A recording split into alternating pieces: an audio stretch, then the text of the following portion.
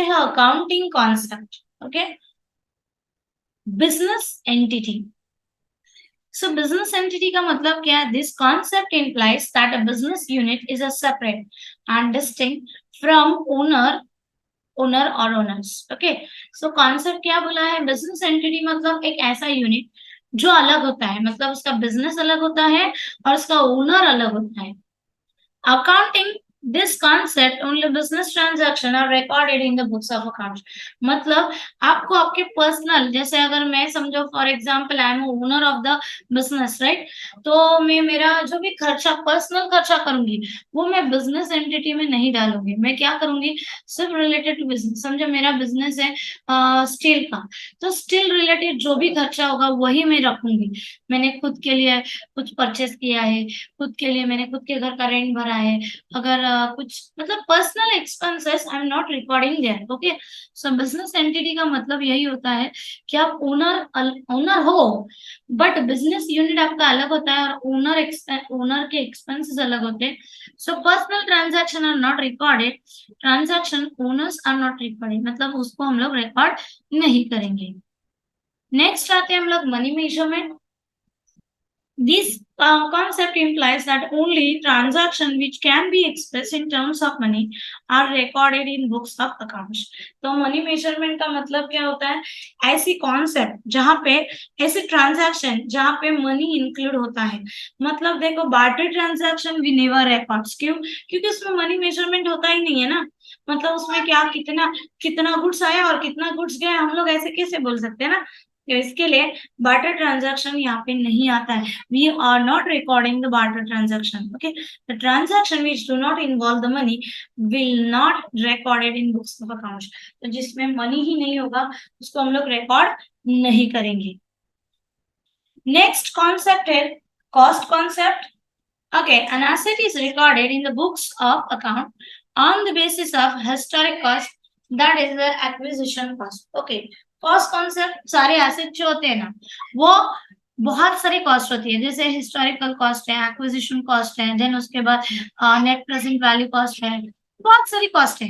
तो उस समय से असेट के लिए हम लोग सिर्फ हिस्टोरिक या फिर एक्विजिशन कॉस्ट लेते हैं. हिस्टोरिक मतलब इस असेट की पहले वाली वैल्यू क्या होगी, और एक्विजिशन कॉस्ट मतलब क्या होता है? मैंने इसे आज परचेस किया तो आज की इसकी वैल्यू क्या होगी. Cost of acquisition will be based on further accounting. तो एक्विजिशन क्यों हम लोग एक्विजिशन कॉस्ट क्यों लेते हैं? हमको डेप्रिसिएशन चार्ज करना होता है. Okay, so after certain period that machinery और that asset will be deteriorate. तो इसके लिए हम लोगों को कॉस्ट कंसेप्ट की जरूरत होती है और हम लोग इसके लिए कॉस्ट कौन से लेते हैं? एक्विजिशन. देन आते हैं हम लोग कंसिस्टेंसी कॉन्सेप्ट. कंसिस्टेंसी मतलब क्या? Continuous. Any policy adopted accounting should be continuous, consistent through the business, and it need not be changed generally unless until the circumstances demand. मतलब क्या? देखो हम लोगों की जो पॉलिसीज होती है, मतलब जो भी हम लोग प्लानिंग करते हैं अकाउंटिंग के लिए, तो वो कैसा होना चाहिए? सेम, मतलब कंटिन्यूस वही होना चाहिए. जैसे अगर हम लोग अगर we are recording in a single entry system basis, तो सिंगल एंट्री ही होना चाहिए, बीच में डबल एंट्री, फिर 2 एंट्री सिंगल एंट्री, फिर से 10 एंट्री नहीं, तो आप कंफ्यूज हो जाओगे. तो बेटर कि आप एक ही कोई तो कंसिस्टेंट रखो, ये साल के लिए ही यही पॉलिसी कंटिन्यू करेंगे. जैसे हम लोग एंड तक देखेंगे, डेप्रिसिएशन के बहुत सारे मेथड्स हैं. सो आप कौन सा फॉलो करना चाहते हैं? समझो डब्ल्यूडी मेथड है तो वही फॉलो करना है आपको पूरे पूरे अकाउंटिंग. अगर कुछ प्रॉब्लम होता है, any circumstances arises, then only you can change your method. Then convertism. While recording the business transaction, we have anticipate no profit but provide all the possible losses. It encourages a certain secret reserves by making excess provision to prevent the losses. देखो, हमेशा business करते हो, आपको पता है business मतलब risk. Okay, तो risk कभी बोल के नहीं आएगी, "ए भाई मैं है ना ये साल है ना तुमको लॉस होने वाला है, तो पहले से कुछ अरेंजमेंट करके नो।" जैसे कोरोना आ गया, इमीडिएट बेसिस पे कोरोना आ गया, पता ही नहीं चला, हम लोगों ने सेविंग भी नहीं रखा होगा और कोरोना आ गया, तो ऐसी सिचुएशन कभी भी आ सकती है।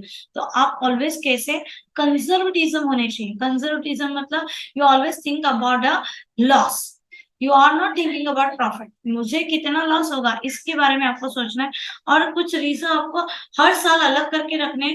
इन केस कोई साल में, अगर किसी भी साल में कुछ आपत्ति आए, तो उस रीजन को आप यूटिलाइज कर सको। देन आते हैं हम लोग going concern. It is a basic assumption that a business is going concern and will continue its operation for future. देखो, going concern मतलब क्या? आप हमेशा बिजनेस चलाते टाइम ये ऐसे ही सोचो कि हर साल मेरा बिजनेस चलेगा, हर साल मैं चलाऊंगी, मीन्स कंटिन्यूस ऑपरेशन रहेगा। तो अगर ऐसा कॉन्सेप्ट रहेगा तो ही आप बिजनेस कर पाओगे, नहीं तो नहीं मुझे तो एक ही साल बिजनेस करना है, आगे जाके बंद करना है, तो एक साल भी आप ढंग से बिजनेस नहीं कर पाओगे। देन आते हैं हम लोग realization. Income is recorded only when it is realized, either it is receive और earn, and revenue are recorded only when the sale is affected और द सर्विस आर रेंडर्ड। देखो, इनकम हमेशा जब मिलेगा, रियलाइज होगा मतलब समझो मैंने गुड सेल कर दिया, अभी मुझे पैसा मिलेगा, तो ये फिक्स है।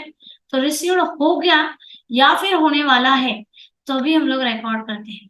रेवेन्यू भी, अगर मैंने सेल कर दिया है और सर्विस दे दिया है किसी को, तो पैसा मिलेगा ही मिलेगा, तो तभी हम लोग क्या करेंगे, रिकॉर्ड करेंगे। मैंने अभी तक किसी को गुड्स दिया ही नहीं है और मैं काउंटिंग कर रही हूँ मेरा प्रॉफिट इतना होगा, तो चलेगा क्या? अरे भाई उसने पहले तो गुड्स तो लेने थे, तो गुड्स लेने के बाद ही आप उसको क्या करोगे, रिकॉर्ड करोगे।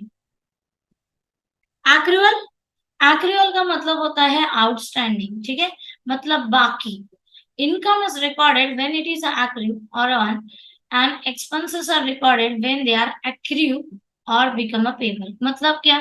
अगर इनकम मैंने कुछ सेल कर दिया है, पैसा अभी नहीं, सॉरी, मैंने कुछ सेल कर दिया है बट पैसा अभी नहीं मिला, बट फ्यूचर में जाके एक महीने के बाद मिलेगा, तो ऐसे मिलने वाले इनकम को हम लोग क्या करेंगे, रिकॉर्ड करेंगे। या फिर खर्चा है, मैंने किसी से कुछ चीज ले ली है, राइट, अभी तक उसको पैसा दिया नहीं है, एक महीने के बाद देना है, तो देना पड़ेगा, तो रिकॉर्ड करके रखेंगे। तो एक्रूअल कॉन्सेप्ट मतलब क्या? बाकी, अभी बाकी है, देना बाकी है, तो देंगे हम लोग, उसको रिकॉर्ड करना जरूरी है। Dual aspect. According to this concept, every transaction or event has a two aspect, means a dual effect. देखो, अकाउंटिंग के हिसाब से ऑलवेज इवेंट, कोई भी इवेंट होने दो, उसके दो एस्पेक्ट है, ड्यूअल एस्पेक्ट है। क्या ड्यूअल एस्पेक्ट है? एक तो डेबिट साइड और एक credit side. Disclosure, the accounts must disclose all material information. देखो, अकाउंट्स में समझो आपने कुछ मशीन, न्यू मशीन परचेज कर ली है, तो आपको वो मशीन परचेज किया उसका रिकॉर्डिंग करना जरूरी है, उसको डिस्क्लोज करना जरूरी है, दिखाना जरूरी है कि हाँ भाई ये डेट को मैंने ये मशीन परचेज कर ली है। The accounting reports should disclose full and fair information to related party. Accounting report मतलब क्या? अगर कुछ प्रॉब्लम होता है तो आप, आपके पास ये रिकॉर्ड्स दिखाने के लिए है कि बाबा ये देखो ये ऑलरेडी डिस्क्लोज है, ये दिख रहा है यहाँ पे। ओके, सो अगर आपने मिडल ऑफ द ईयर कुछ भी परचेस किया है, वो डिस्क्लोज करना, दिखाना बहुत जरूरी है। देन आते हैं हम लोग materiality.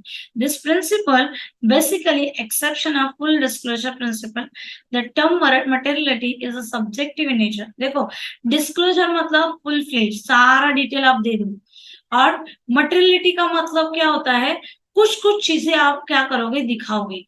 Materiality depends on the amount involved in transaction, size of business, nature of information, requirement of person making decision. Okay, तो materiality का मतलब क्या है, समझो for example our business, we are doing the business, और business में कौन से ट्रांजैक्शन रिकॉर्ड करना मैंडेटरी। जैसे देखो, अगर 1 रुपए की पेंसिल ली और 10 रुपए का चाय पी ली, ठीक है,